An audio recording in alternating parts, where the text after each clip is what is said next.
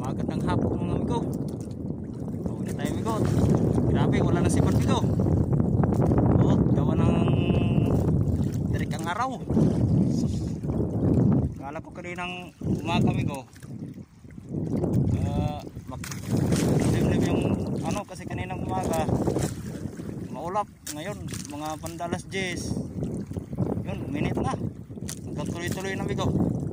Kaya hindi sumiban yung isda. Simula, doon ako galing amigo. Doon. Sa may parteng lugar ng Kalabanan.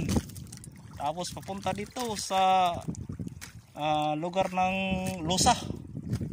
Yan, siguro amigo. Mga 20 buya yung pinagkasikasan ko. Tapos ito lang huli ko amigo. Yan. Kaunti lang amigo.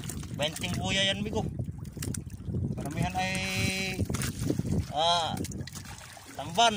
Tapos may halong kalunggong. Sa ano pa ay sardines. Yan. Hindi na mga 10 kilos na yata yan amigo. Ito natin yan. 10 kilos na yata yan. Kaunti lang talaga amigo. Anong grabing init. Mahangin pa, habagat. Yan, habagat oh. Kaya ayaw sumipa ng isda.